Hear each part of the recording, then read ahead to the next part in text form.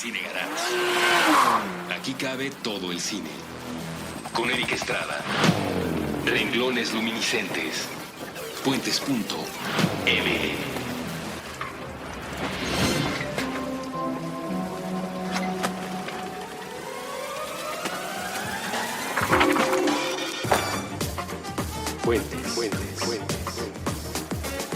Hola, ¿qué tal? Muy buenas, yo soy Eric Estrada, les doy la bienvenida a un episodio más de Cine Garage en Puentes. Hoy vamos a comenzar no una nueva etapa, sino la otra etapa de Renglones Luminiscentes.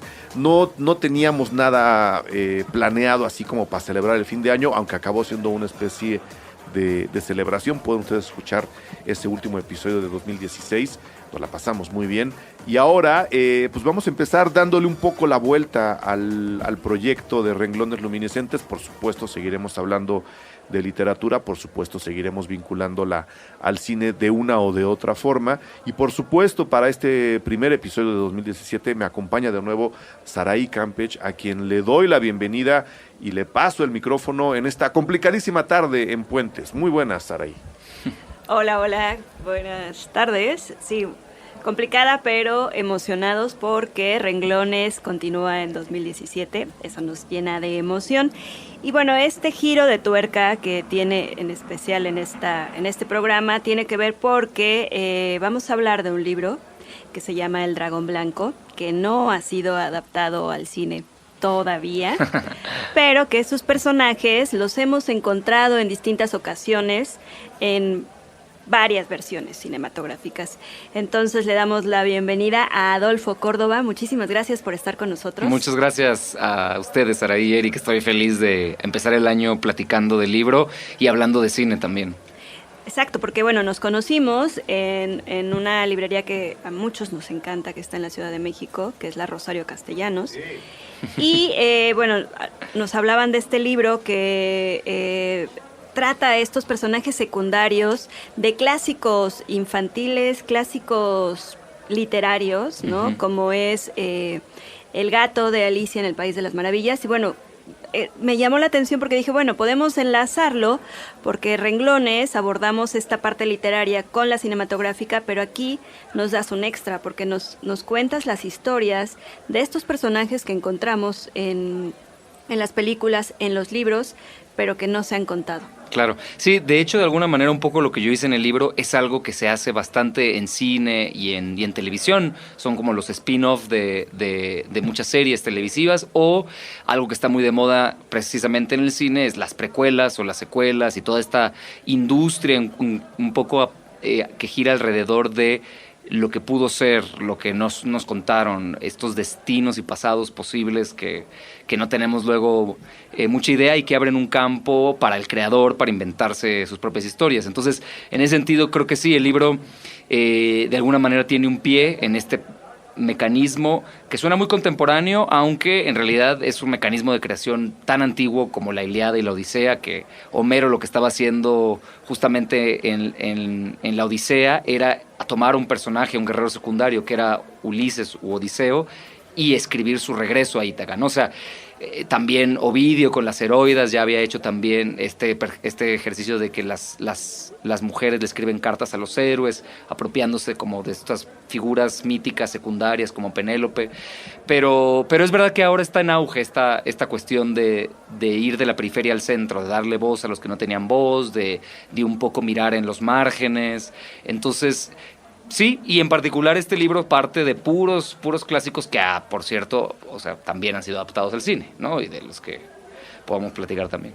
Y que es donde creo que podemos empezar a rascarle al tema, aclarando antes algo. ¿Se trata de literatura infantil o se trata simplemente de un libro ilustrado?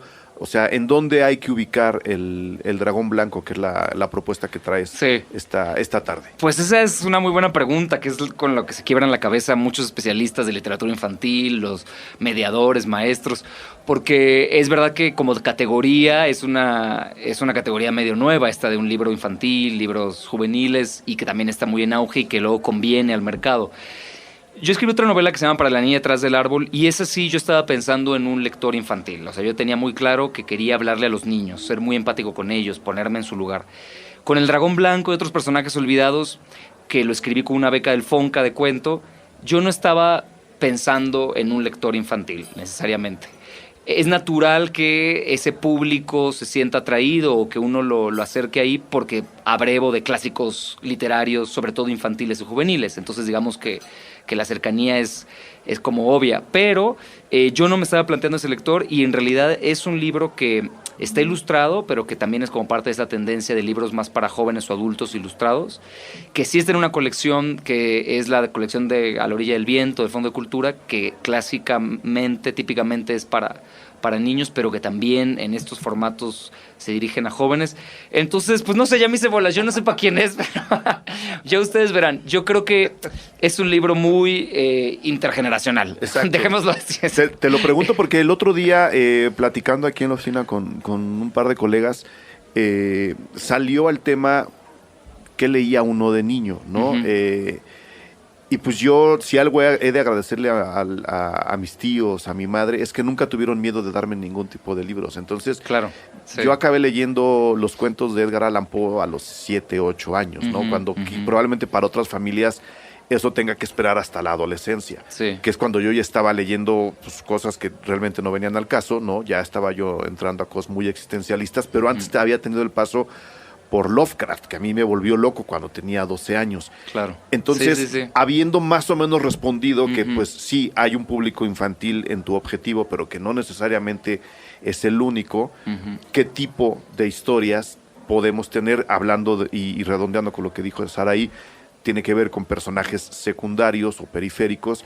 ¿Qué tipo de historias vamos a encontrar en tu propuesta? Sí, eso que dices es clave, y justo es el arma de doble filo o sea, la cuestión de la literatura infantil, porque por un lado está bien que haya libros ahora pensados justo sí para niños, porque creo que sí pueden atender muchos otros espacios que les pueden hacer entenderse a ellos en su proceso de crecimiento, pero también para mal hay tanta literatura infantil endulcorada y que los trata como tontitos y que quiere darles siempre un mensaje y darles una lección y enseñarles algo, que de pronto se pierde esta espontaneidad de la que hablas tú, de llegar a libros que a lo mejor no eran para niños, pero que por supuesto que uno podía engancharse.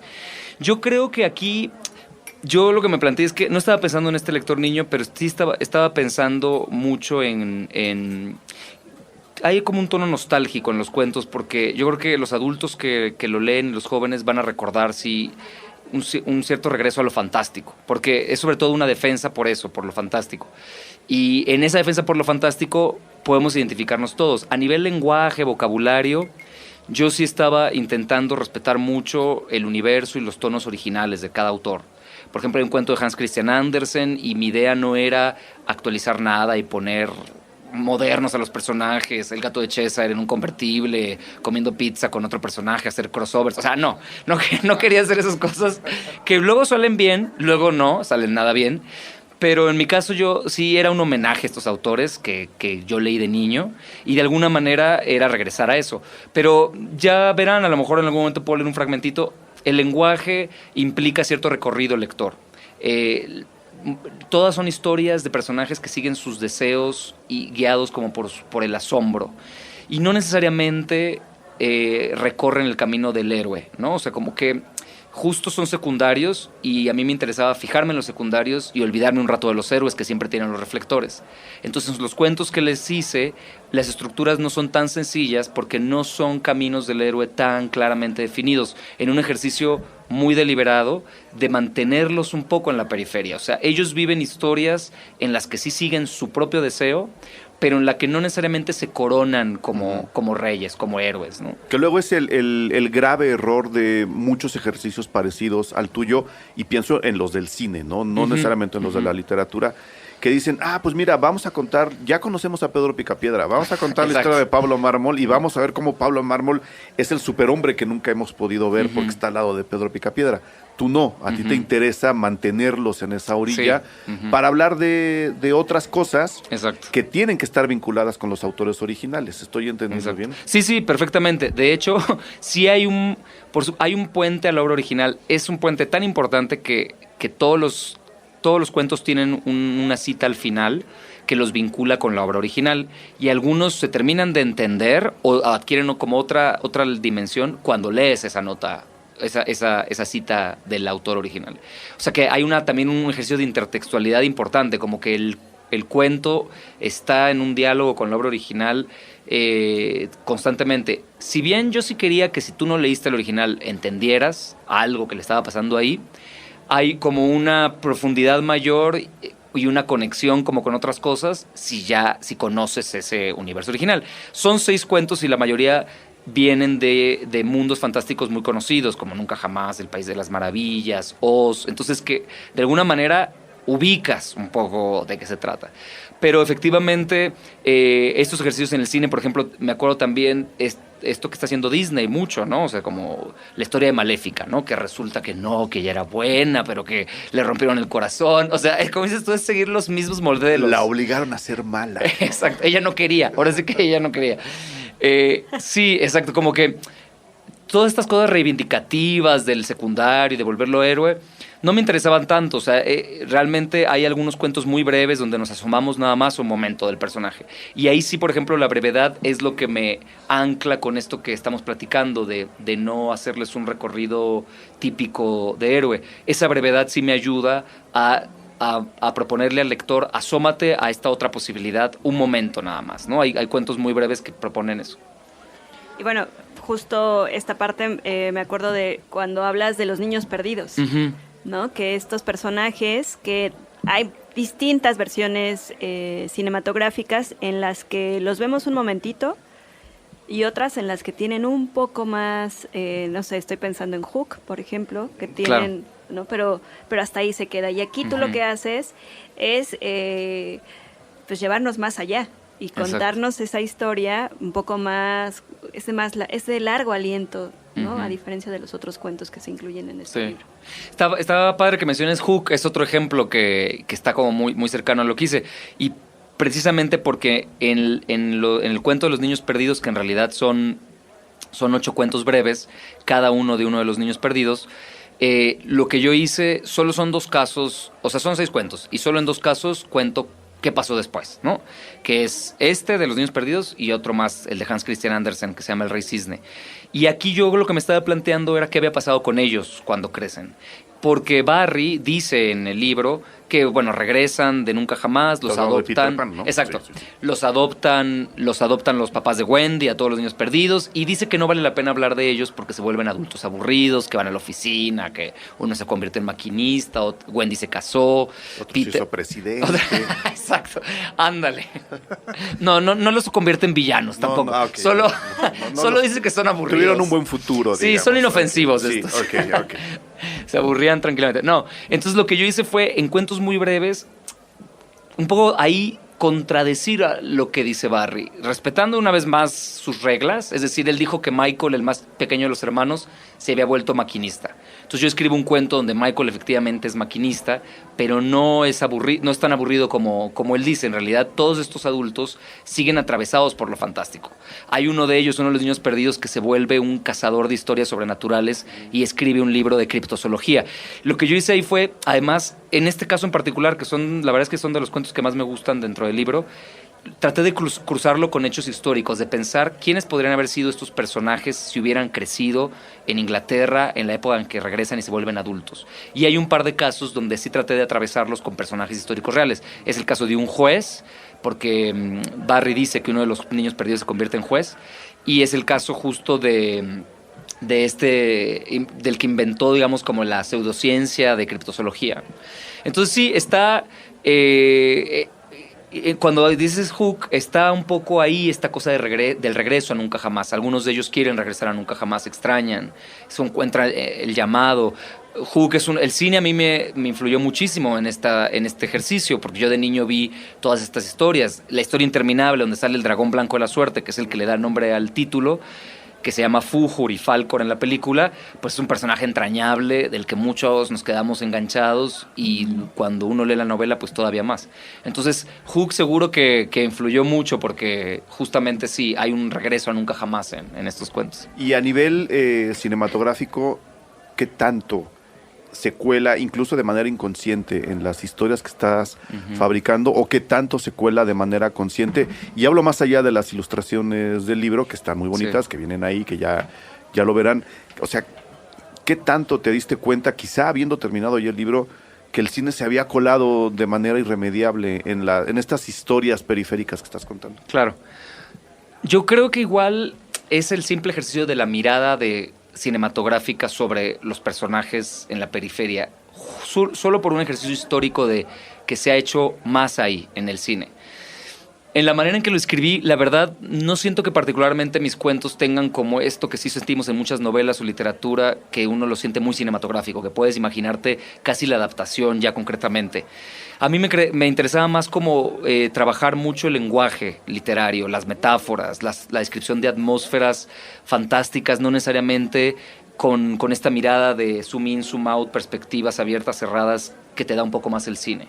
Intentaba yo seguir más como una cosa más íntima de cada personaje. Y en algunos casos es tan breve que es difícil ¿no? imaginar este ejercicio.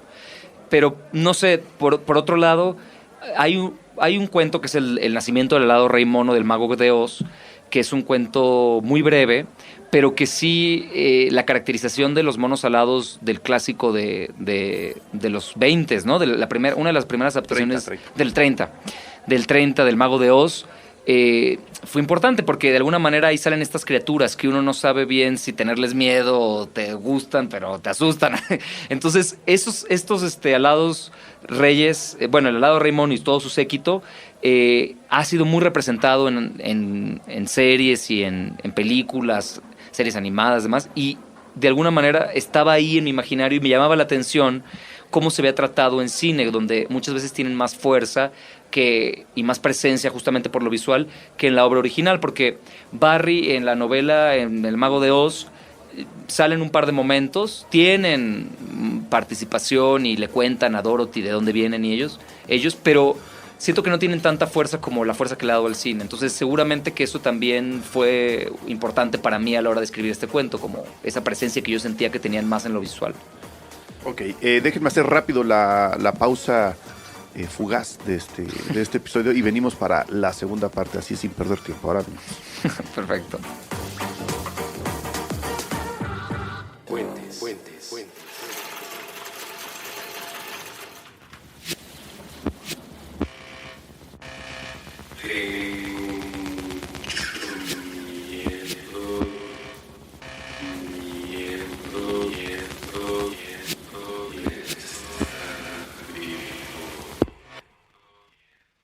Creo que nadie que esté tratando de cambiar algo debe ser detenido por los que dicen que no se puede.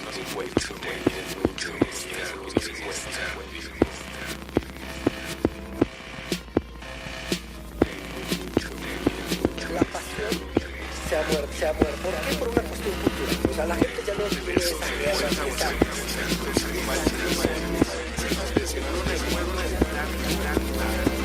Tengo mucho miedo de estar vivo.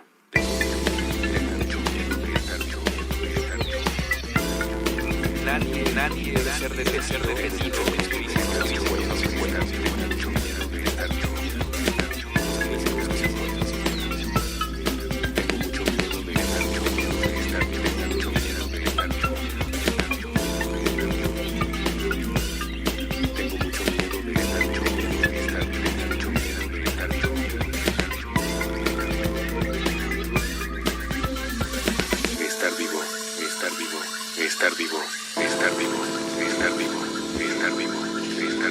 Corazón te dice la respuesta correcta. Si tú puedes callar a la voz a tu alrededor, escuchas la propia. Creo que el ser humano nunca está conforme con nada. ¿No será que me nostalgia? ¿No será que tanto recordar Estar vivo. Tengo mucho miedo de estar vivo. Tengo mucho miedo de estar vivo. Tengo mucho miedo de estar vivo. Tengo mucho miedo de estar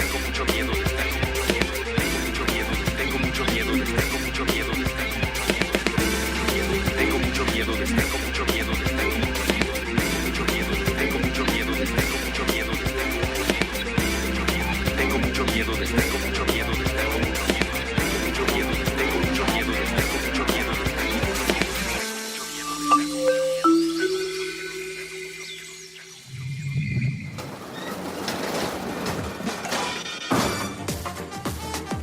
Puentes. Muy bien, estamos de regreso. De los personajes periféricos que aparecen en estas historias y que han sido adaptados al cine, ¿cuál fue el proceso de selección? Porque me imagino que habiendo leído tú estos libros, ya sea a lo largo de tu vida de manera pues, casual, le voy a llamar, y luego al revisarlos para decidir qué tipo de reglas literarias, como decías hace rato, vas a conservar para escribir tus propios cuentos. O sea, ¿cómo decides que si entra el casting, ¿no? sí, ¿cómo se hace el casting? O sea, ¿por qué si entra el dragón blanco y no Balú, por ejemplo? Oye, qué curioso que lo digas, porque Balú estaba en mis personajes, así la conexión. Claro, cuando tú pides una beca para escribir un libro, en este caso el Fonca, tienes que decir que vas a escribir un montón, ¿no? O sea, porque pues tienes que justificar y tal. Y la verdad es que había 10 personajes, ya de entrada había 10 y aquí terminaron habiendo 6. Entonces sí, por supuesto que hubo un proceso de casting y de selección y de finalistas. Y Balú y Bagheera del Libro de la Selva son otros 2 personajes que me encantan. Hijo, ese era un road movie, A ver. Exacto. Y además que en el Libro de la Selva se dan muy poquitas señales, pero sí algo se sabe de Bagheera, que había estado atrapada en una jaula, de Balú, que era el que entrenaba a los cachorros. Entonces me parecían unos personajes que valía la pena ver. También, por ejemplo, El Señor de los Anillos tiene una cantidad de personajes secundarios interesantísimos. Pero yo me decidí por los que sentía que me hablaban más, que me interesaban más desde la inquietud que podían generar como personajes. O sea, como que creo que me decanté al final por personajes un poco más inquietantes. O sea, como en el tono del misterio que puede provocar alado rey mono, que no sabe si es bueno o malo. La hermosa niña de pelo turquesa, por ejemplo, es mejor conocida como el hada de Pinocho, ¿no?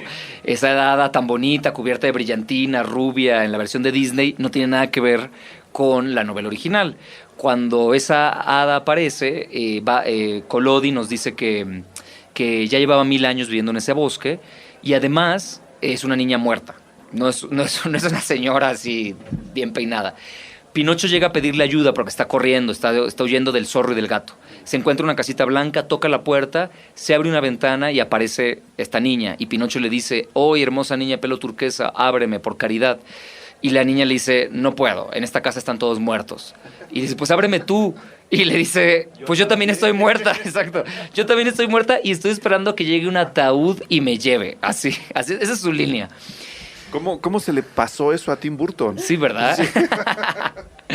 No, y claro, cuando uno lee las aventuras de Pinocho, en realidad todos los personajes son un poquito así como medio maniqueos y Pinocho se la pasa súper mal, todo el tiempo hace travesuras, lo castigan, hay como una bajada de línea moral muy, muy, muy presente, y este personaje se sale del tono de todos ellos y de hecho me parece que es una de las riquezas de la novela. Entonces yo dije, bueno, claro, ¿cómo llegó esta niña a estar muerta y tener ese carácter?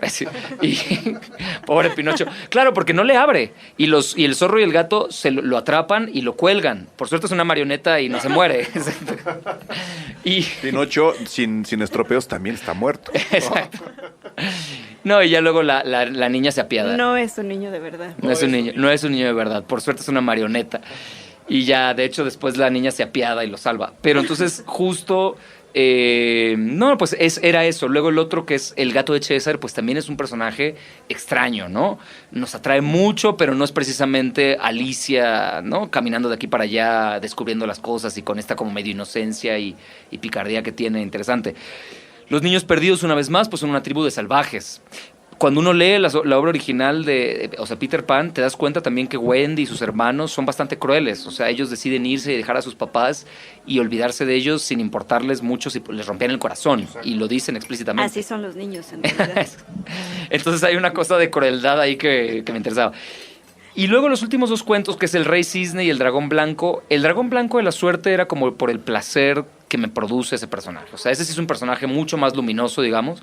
Aunque cuando se encuentra con Atreyu en la novela, está atrapado en una red. Ahí se lo encuentra Atreyu. Y además hay un ser que se llama Igramul, el múltiple, que está hiriéndolos, está como matando a Fujur. Y es un momento como muy dramático y me interesaba contar cómo había llegado ahí y cómo había nacido un dragón tan poderoso y con esta voz de címbalo de bronce y en las escamas nacaradas. Entonces, bueno, como que los dragones son además seres de por sí inquietantes y además este es un dragón de la tradición china, que son los dragones de la suerte, los buenos, que no tienen alas y que no echan fuego. Este echa un fueguito azul, dice Ende. Echa un fueguito azul más leve, que no hace nada. Mira, lo vamos a rescatar, vamos a echarnos un fueguito azul. Ándale. Si quieren, aquí hay fueguito azul. Ah, ¿sí? Tenemos como 2 litros, sí. Es un buen nombre para algo de eso que estás diciendo. Sí, pues sí, de hecho ese fueguito azul en este caso es inofensivo. No sé en el caso de ustedes. También. No da cruda, no te preocupes. No. Perfecto. Pues sí, pues justo, o sea, es como otro esquema de personaje, otro tipo de dragón. Es como una serpiente, en realidad es como una serpiente voladora que tiene la cabeza de león. Y el rey cisne sí tiene que ver con un trauma de infancia, por ejemplo, ¿no? O sea, aquí cuando uno escribe, pues quiere resolver, terminar de entender, esto es una realidad y más allá de que en mi casting final yo eligiera personajes que me parecía que tenían cierta ambigüedad y que podían prestarse como a esto del medio antihéroe, había otros que también tenía que ver con revancha de mi infancia, o sea, como con regresar a historias que yo quería seguir, en las que me quería quedar, o ya sea por la influencia del cine o por la influencia directa de la literatura. Y este es el caso de Hans Christian Andersen, que es un autor muy literario, con descripciones muy abigarradas, románticas del romanticismo alemán, que no necesariamente entiende uno de niño, pero no por eso no te traumas. Porque, por ejemplo, al final de... Es que sí, oye, la sirenita ya ven que tiene un final terrible, la cerillera que se muere congelada, la pobre niña ahí vendiendo fósforos. ¿Dónde creen que se inventó el ceviche, no? La sirenita. Qué malo, sí, pues algo así. Algo así. De hecho.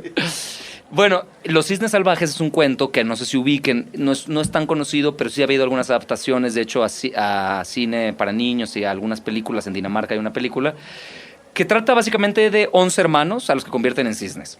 Sobrevive, digamos, sin transformación una hermana. Y esta hermana se encuentra, los expulsan de su reino porque la típico que se casa con la madrastra del papá y ya no los quiere ahí, además es madrastra y bruja, entonces los encanta, los vuelve cisnes. Y esta niña, Elisa, en un sueño, una hada que se llama Morgana le dice cómo romper el hechizo.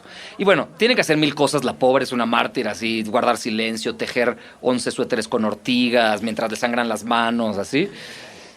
Y al final del cuento, aquí viene el trauma, ella ya está a punto de que la quemen viva, porque por una serie de malos entendidos la confunden con bruja por estar ¿qué es eso de estar tejiendo todo el día y sin hablar? Venga la hoguera. Entonces ya la van a quemar viva, ella está tejiendo como loca hasta el último minuto y los cisnes, que ya ven que su hermana la van a quemar, pues llegan con ella les avienta los suéteres, ellos se deslizan adentro y se transforman en príncipes otra vez, explican el malentendido, ya puede hablar. Pero el más pequeño de ellos le toca el suéter sin una manga. O sea, no le había dado tiempo de terminar una de las mangas. Entonces queda para siempre con un ala de cisne. Fin, ¿no? Así. Y yo como leí eso, dije, ¿pero qué va a hacer de este muchacho? Felices sueños, cabrón. Pobrecito, con un brazo de pato por el mundo. Esto no, ¿qué va a hacer de él? No, la verdad es que sí me impactó mucho. Y además que tiene este tono de Andersen, así como...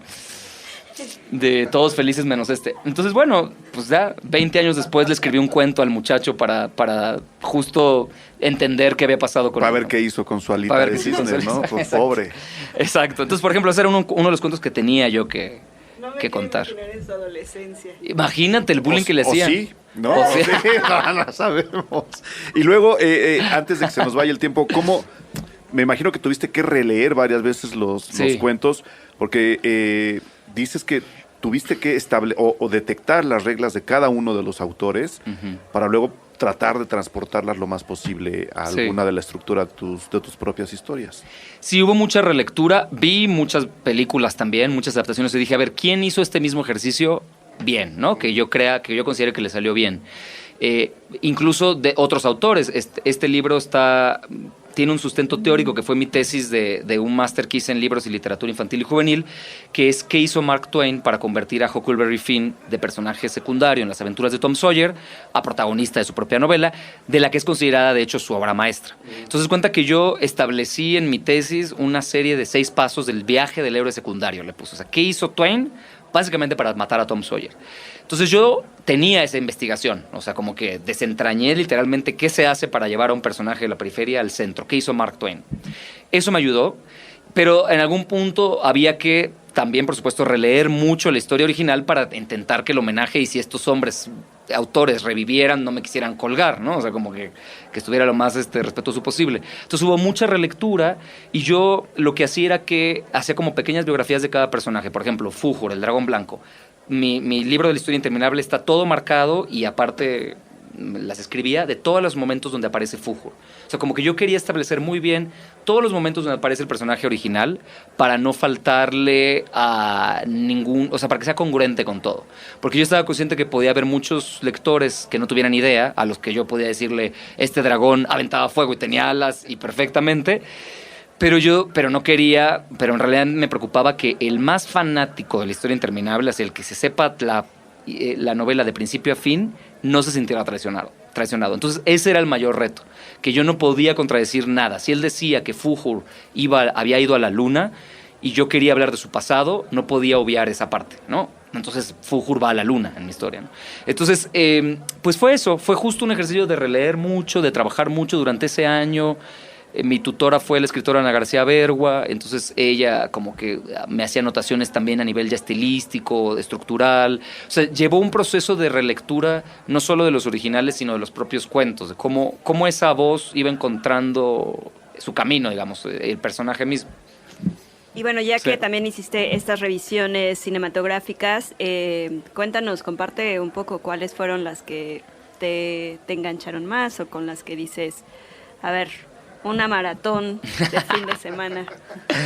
Pues mira, todo lo que se ha hecho alrededor del Mago de Oz es interesante. De hecho, Oz es el mundo fantástico al que más han regresado los artistas y los creadores. Existe una cantidad de... El propio Baum, el propio autor, cuando hizo el Mago de Oz tuvo un éxito brutal en Estados Unidos, a principios del siglo XX, 1900 se publicó la obra. Los niños enloquecieron, le escribían cartas diciendo que querían más historias, y Baum tuvo así como aires de intelectual y de grandeza y dijo, no, yo ya no voy a escribir más de estas cosas fantásticas, voy a ser el gran recopilador de cuentos de hadas folclóricos de Estados Unidos. El pobre no se encontró con mucho, entonces fue un gran fracaso su investigación, digamos, no eran los Grimm, lamentablemente. No investigó antes de pedir la beca. Ándale, exacto. No vio que no había mucho de dónde. No, sí escribió unos cuentos, pero la verdad es que no tuvo nada de éxito y era tanta la insistencia de sus editores y de los niños que terminó escribiendo 12 novelas más del Mago de Oz. Solo conocemos una, pero es una gran saga, es una de las primeras grandes sagas. Entonces, ese mismo ejercicio sucede, por ejemplo, Wicked, esta otra novela de la que hay un musical, de la que hay como versiones muy inspiradas al cine. Entonces yo me puse como a revisar y realmente la película de los 30 fue importante porque creo que marcó mucho la estética de Oz. Es decir, es muy interesante lo que pasa con las adaptaciones al cine porque luego terminan marcando la regla más que la original. Recordamos a Dorothy con los zapatos rojos, a pesar de que en la original no son rojos, son plateados, ¿no? O sea, este tipo de detalles yo no podía ignorarlos. O sea, no podía ignorar que yo llegaba y la herencia o, digamos, el universo cultural en la cabeza de los lectores es una mezcla de literatura y de cine en estos clásicos, que es una amalgama de tal cual. Entonces, lo vi porque me interesaba estudiar a los monos alados, como un poquito... Este cuento, si bien es un cuento muy breve, tiene otra parte que decidí no incluir. O sea, como que este es el nacimiento al lado de Rey Mono y luego hay todo otro desarrollo del personaje que decidí ya no meter al libro. Luego, a mí la versión que hizo Tim Burton de Alicia en el País de las Maravillas, la primera, que es una mezcolanza de los dos libros, me parecía que estéticamente era interesante y que también había una cosa en la música, sobre todo de esa película, que me interesaba para el tema inquietante de los cuentos. Entonces, había veces que me ponía a escribir escuchando todos los temas que compuso Elfman, ¿no? Que es el compositor. Danny Elfman. Danny Elfman. Es un ejemplo también de lo que te da el cine. No solo es lo visual, muchas veces tiene que ver con la música, ¿no? Y cómo esa música marca atmósferas y te puede dar el tono a lo mejor para alguna historia. Y bueno, y El Dragón Blanco de la Suerte, el de la Historia Interminable, yo vi de niño La Historia Interminable, la 2 primero, me gustó mucho, aunque ya después que lees la novela te das cuenta de todas las carencias, pero yo de niño la disfruté un montón y luego vi la 1 ya más adulto, y sí fueron 2 novelas a las que regresé también, como para ver a Fújur ahí, aunque una de las decisiones cinematográficas que a mí me parece que funciona, aunque para los muy fanáticos de La Historia Interminable no, es que Fújur parece como un perro, ¿no? O sea, como que tiene esta característica como muy amigable de perro, y eso es bonito para la marioneta hasta gigante que hicieron. Pero en la novela original en realidad parece más un león, ¿no? Es como un personaje más aguerrido, como más fuerte, menos bobo, ¿no? O sea, como menos así buenito. Pero igual regresé a ellas, como por el puro gusto de ver al personaje, de verlo en su relación con Atreyu, con Bastian. Porque aunque yo cuento el nacimiento del dragón, o sea, de dónde surgen los dragones blancos de la suerte, el cuento termina cuando se encuentra con Atreyu, en este momento de la novela. Entonces estaba bien para mí tener todo ese universo, porque además Fújur, antes de encontrarse con Atreyu, explora fantasía.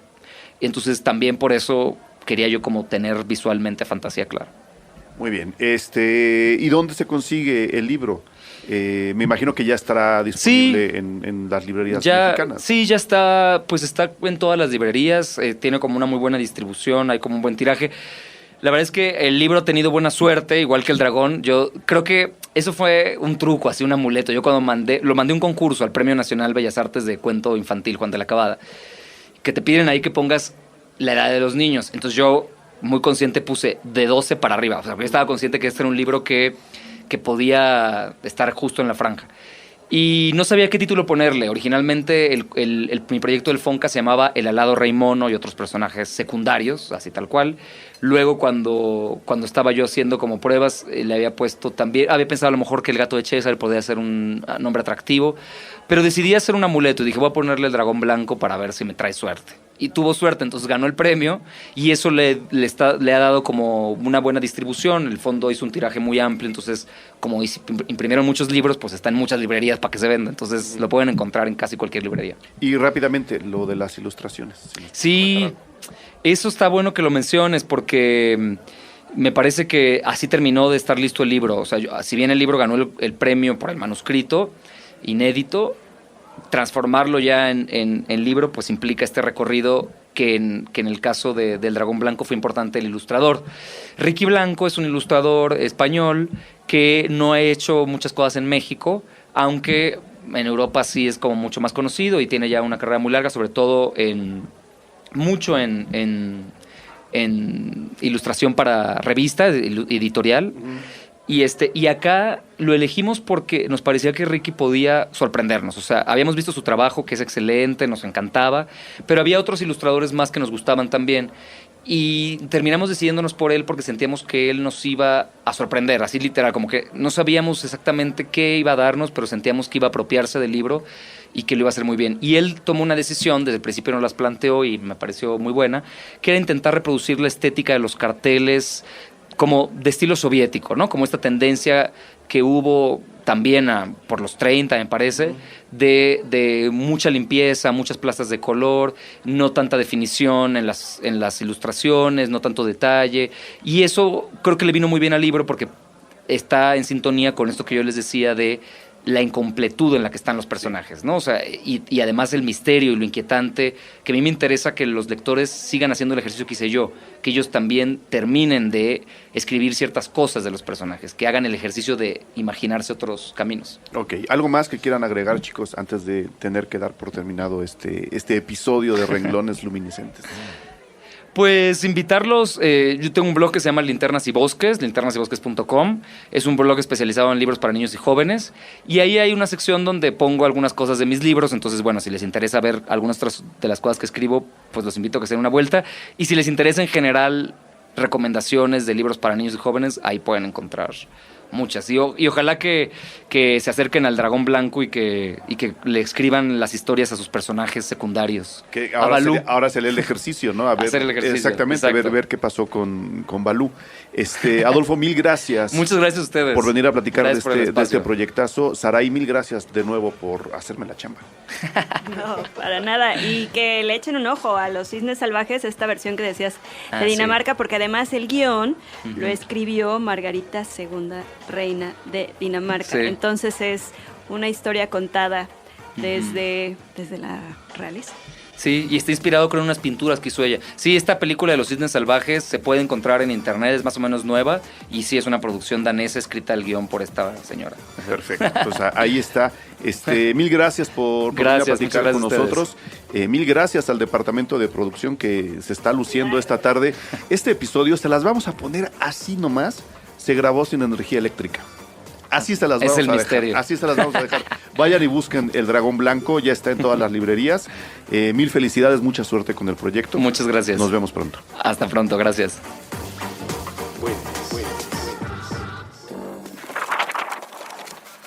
Cine Garage. Aquí cabe todo el cine. Con Eric Estrada. Renglones luminiscentes. Puentes.me